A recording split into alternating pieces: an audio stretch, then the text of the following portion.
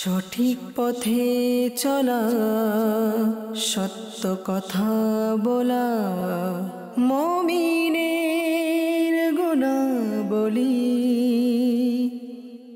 আলহামদুলিল্লাহি রাব্বিল আলামিন ওয়াসসালাতু ওয়াসসালামু আলা সাইয়্যিদিল মুরসালিন, আম্মা বা'দ, ফাউযু বিল্লাহি মিনাশ শাইতানির রাজীম। বিসমিল্লাহির রহমানির রহিম। আসসালাতু ওয়াসসালামু আলাইকা ইয়া রাসূলুল্লাহ, আসসালাতু ওয়াসসালামু আলাইকা ইয়া হাবিবাল্লাহ, আসসালাতু ওয়াসসালামু আলাইকা ইয়া নাবিয়াল্লাহ ওয়া আলা আলিকা ওয়া সাহাবিকা ইয়া নূরাল্লাহ। প্রিয় ইসলামী ভাইরা, মাদিনী চ্যানেলের দর্শক শ্রোতা, দুরূদ শরীফের অসংখ্য অগণিত ফজিলত রয়েছে। একটি ফজিলত আল মুআজামুল কবির কিতাব থেকে আরজ করব। মদিনার তাজদার, রসুলদের সরদার, সৈয়দুল আবরার হুজুর পুরনূর সাল্লাল্লাহু তাআলা আলাইহি ওয়া আলিহি ওয়াসাল্লাম ইরশাদ করেন, গত রাতে আমি এক আশ্চর্যজনক অবস্থা দেখলাম। আমি আমার এমন এক উম্মতকে দেখতে পেলাম যে পুলসিরাতের উপর হেচড়াতে হেচড়াতে চলছিল, আবার কখনো হাঁটুর উপর ভর করে চলছিল। ইতিমধ্যে ওই দুরূদ শরীফ আসলো যা সে আমার প্রতি পাঠ করেছিল। তা দুরূদ শরীফ তাকে পুলসিরাতের উপর দাঁড় করিয়ে দিল। শেষ পর্যন্তও সে পুলসিরাত অতিক্রম করলো। সাল্লু আলাল হাবিব সাল্লাল্লাহু তাআলা আলা মুহাম্মদ সাল্লাল্লাহু আলাইহি ওয়া সাল্লাম। মাদিনী চ্যানেলের দর্শক শ্রোতা, আমরা এই অনুষ্ঠানের মাধ্যমে মুমিনগণের বৈশিষ্ট্যবলী জেনে থাকি। এমন বৈশিষ্ট্যবলী, এমন গুণবলী যা আমরা যদি নিজের মধ্যে বাস্তবায়ন করি তাহলে আমরা দুনিয়াতেও সফলকাম হব, আখিরাতেও সফলকাম হব ইনশাআল্লাহ। আজও একটি মুমিনের একটি বৈশিষ্ট্য নিয়ে উপস্থিত হয়েছে, যা বলার পূর্বে একটি ঘটনা বলবো। সাইয়েদুনা ফকি আবু লাইস সামারকান্দি রহমতুল্লাহি তাআলা আলাইহি তানবিহুল গাফিলিন নামক কিতাবে বর্ণনা করেন, হযরত সাইয়েদুনা ওয়াহাব বিন মুনাব্বিহ রহমতুল্লাহি তাআলা আলাইহি বলেন, একদা বনি ইসরাইলের একজন বুজুর্গ কোথাও তশরিফ নিয়ে যাচ্ছিলেন।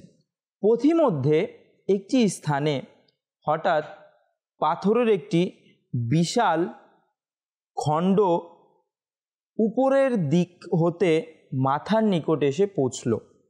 তৎক্ষণাৎ তিনি আল্লাহ তাআলার জিকির আরম্ভ করে দিলেন। ফলে পাথরের খণ্ডটি দূরে সরে গেল। অতঃপর ভয়ানক বাঘ ও হিংস্র জন্তুসমূহ প্রকাশ হতে লাগলো। কিন্তু বুজুর্গ ব্যক্তিটি রহমতুল্লাহি তাআলা আলাইহি ভীত না হয়ে আল্লাহ তাআলার জিকিরে রত রইলেন। যখন ওই বুজুর্গ নামাজে মশগুল হয়ে গেলেন, তখন শয়তান একটি সাপের রূপ ধারণ করল।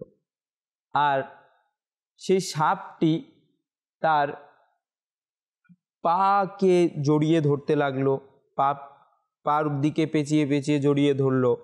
তারপর তিনি যখন সেজদাতে গেলেন তখন বড় করে মুখ হা করে খুলে দিল। তিনি রহমতুল্লাহি তাআলা আলাইহি ভয় না পেয়ে বরং তাকে সরিয়ে সিজদা আদায় করলেন।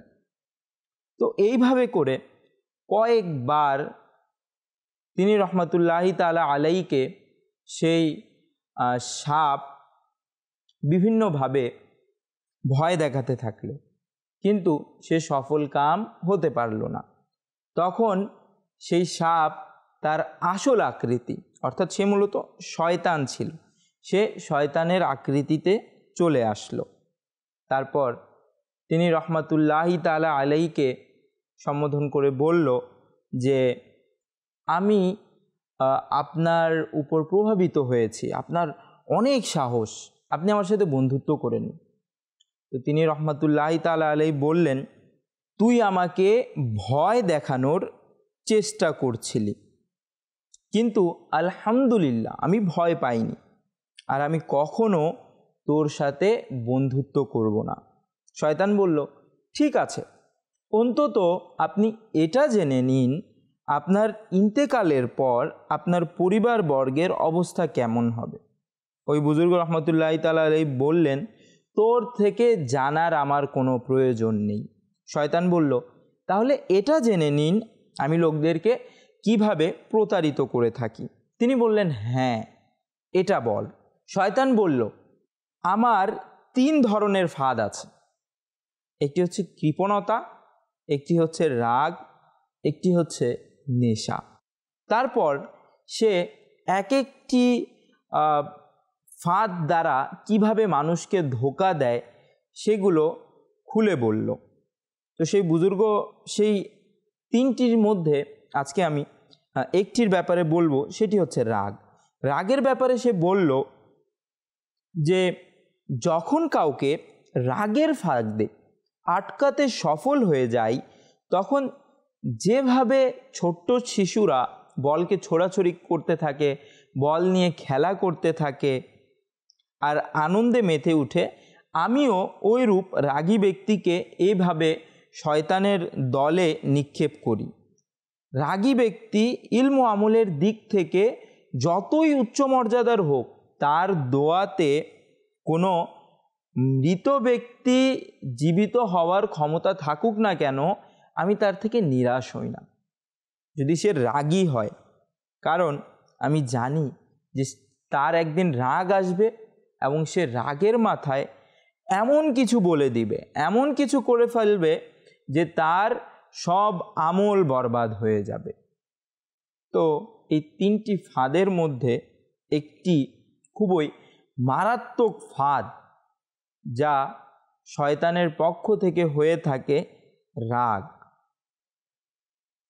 প্রিয় ইসলামী ভাইরা, রাগের ব্যাপারে কিমিয়ায়ে সাআদাতের মধ্যে হুজ্জাতুল ইসলাম ইমাম মুহাম্মদ গাজ্জালী রহমতুল্লাহি তাআলা আলাইহি বলেন, রাগের চিকিৎসার জন্য কষ্ট, পরিশ্রম করা ও ধৈর্য ধারণ করা ফরজ, কেননা অধিকাংশ লোক রাগের কারণে জাহান্নামে যাবে। জি প্রিয় ইসলামী ভাইরা, আমরা শুনে থাকি, দেখে থাকি, আল্লাহ তাআলা না করুক, যদি আমাদের দিক থেকেও হয়ে থাকে তাহলে হয় সম্ভবত এমনটা হয় যে আমাদের যখন রাগ আসে তখন আমরা কাউকে প্রহার করি বা কাউকে মাআযাল্লাহ গালিগালাজ করতে শুরু করি বা এই জাতীয় বিভিন্ন রকম গুনাহে লিপ্ত হয়ে যাই। ঝগড়া করি একজন মুসলমান ভাইয়ের সাথে, নিজের আপন ভাইয়ের সাথে ঝগড়া করি। যখন আমাদের রাগ আসে তখন নিজের পিতা মাতা বড়জন কাউকে তোয়াক্কা করি না, সবার সাথে খারাপ ব্যবহার করি, বেয়াদবি করে ফেলি। তো এইভাবে রাগ অনেক রকম গুনাহের দিকে নিয়ে যায়।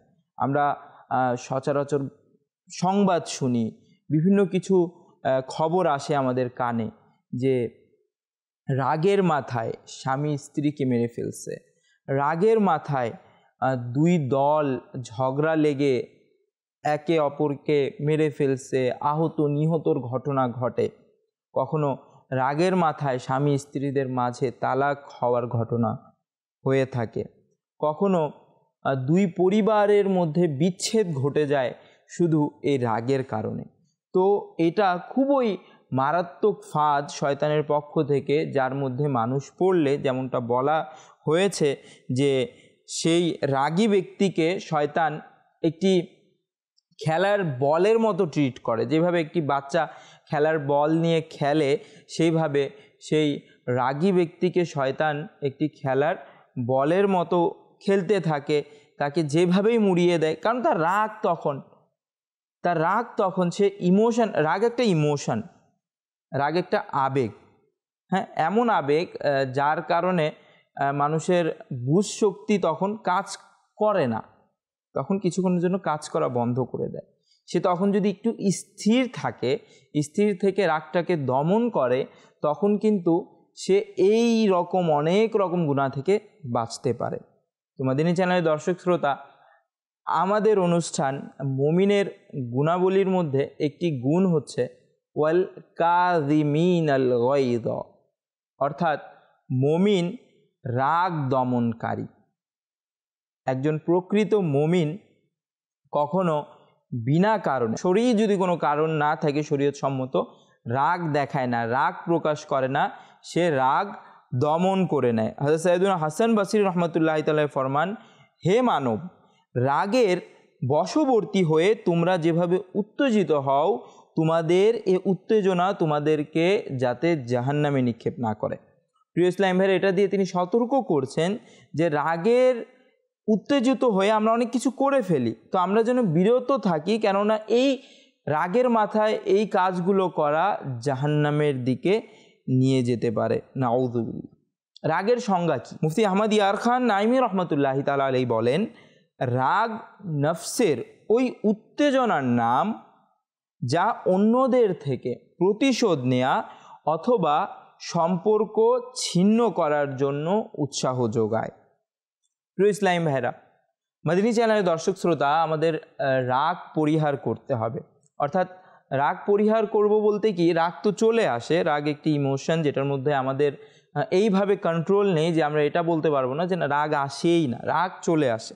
এমন কিছু ইনসিডেন্ট হলে রাগ চলে আসে, কিন্তু আমাদেরকে এটা দমন করতে শিখতে হবে। কেননা এটার দমনের ব্যাপারে নবী করিম সাল্লাল্লাহু তাআলা আলাইহি ওয়া সাল্লাম অনেক তাগিদ দিয়েছেন। একজন ব্যক্তি নবী করিম সাল্লাল্লাহু তাআলা আলাইহি ওয়া সাল্লামের দরবারে উপস্থিত হয়ে আরজ করল, আউসিনি, হে প্রিয় নবী রসুল আরবি, আমাকে নসিহত করুন। তো নবী করিম সাল্লাল্লাহু তাআলা আলাইহি ওয়া সাল্লাম ইরশাদ করেছেন, লা তাগদাব। সে আবারও বলল, আমাকে নসিহত করুন। নবী করিম সাল্লাল্লাহু তাআলা আলাইহি ওয়া সাল্লাম পুনরায় সেই বাক্যটি ইরশাদ করলেন, লা তাগদাব। সে আবারও নবী করিম সাল্লাল্লাহু তাআলা আলাইহি ওয়া সাল্লামকে আরজ করলো, আমাকে নসিহত করুন। নবী করিম সাল্লাল্লাহু তাআলা আলাইহি ওয়া সাল্লাম আবারও ইরশাদ করলেন, লা তাগদাব, রাগ করিও না। তো এটা দ্বারা বোঝা যায় যে রাগ কত জরুরি বিষয়, অর্থাৎ রাগ থেকে বিরত থাকা কত জরুরি বিষয়, যে সে তিনবারই নবী করিম সাল্লাল্লাহু তাআলা আলাইহি ওয়া সাল্লামকে উপদেশ দিতে বলল, আর নবী করিম সাল্লাল্লাহু তাআলা আলাইহি ওয়া সাল্লাম বারংবারই লা তাগদাব, রাগ করিও না বলতে রইলেন। এবং আরেকটি হাদিস শরীফের মধ্যে যা হযরত আবু দারদা রাদিয়াল্লাহু তাআলা আনহু হতে বর্ণিত, তিনি বলেন, আমি নবী করিম সাল্লাল্লাহু তাআলা আলাইহি ওয়া সাল্লামকে আরজ করলাম, হে আল্লাহর রাসূল সাল্লাল্লাহু আলাইহি সাল্লাম, আমাকে এমন কিছু আমলের নির্দেশ দিন যা আমাকে জান্নাতে প্রবেশ করাবে। মদিনার তাজদার হুজুর নবী করিম রউফুর রহিম সাল্লাল্লাহু তাআলা আলাইহি ওয়া সাল্লাম ইরশাদ করলেন, লা তাগদাব ওয়ালাকাল জান্নাহ, রাগ করিও না, তোমার জন্য জান্নাত রয়েছে। তো প্রিয় ইসলামী ভাইরা, তো সুতরাং মদিনী চ্যানেলের দর্শক শ্রোতা, আমরা শুনলাম যে রাগ না করলে এটার ফলাফল, এটার ফজিলত জান্নাত লাভ হয়। অবশ্যই কেউ যদি রাগ না করে, রাগ না করার কারণে সে অর্থাৎ রাগ দমন করার কারণে অনেকগুলো গুনাহ থেকে বেঁচে যায়, যেই গুনাহ তার আখিরাতকে নষ্ট করার কারণ ছিল। মাঝে মাঝে মানুষ এমন বাক্য বলে ফেলে রাগের মাথায়, যা তার সারা জীবনের আমল বিনষ্ট করে দেয়। তো রাগ থেকে বিরত থাকা আমাদের জন্য জান্নাতের সুসংবাদ নিয়ে আসে। মদিনী চ্যানেলের দর্শক শ্রোতা, আমরা নিজেদের মধ্যে আলাপ আলোচনা করি, কে বেশি শক্তিশালী, আমি শক্তিশালী, তুমি শক্তিশালী। আমরা অনেক রকম মাধ্যম অবলম্বন করি এক একজনের শক্তি যাচাই করার জন্য। তো নবী করিম সাল্লাল্লাহু তাআলা আলাইহি ওয়া সাল্লাম শক্তিশালী কাকে বলেছেন?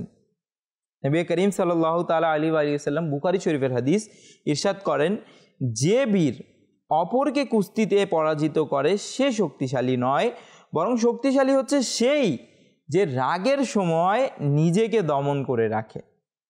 তো আমরাও যদি নবী করিম সাল্লাল্লাহু তাআলা আলাইহি ওয়া সাল্লামের বাণী অনুসারে প্রকৃত শক্তিশালী হতে চাই, তাহলে আমাদেরকে যখন রাগ আসবে আর আমাদের প্রয়োগ করার ক্ষমতা থাকবে, তারপরও আমরা দমন করে নেব। প্রয়োগ করার ক্ষমতা বলতে কি, যারা আমাদের অধীনস্থ, বিশেষ করে আমি শিক্ষক হলে ছাত্ররা আমার অধীনস্থ, আমি স্বামী হলে স্ত্রী আমার অধীনস্থ, আমি বাবা হলে সন্তানরা আমার অধীনস্থ। তো যারা আমার অধীনস্থ, সচরাচর দেখা যায় কি, রাগ উঠলে যেহেতু আমার তাদের উপর অধিকার থাকে, যেটাকে এক ভাষায় দাপটও বলা হয়, থাকে, তো আমি দেখিয়ে দেই।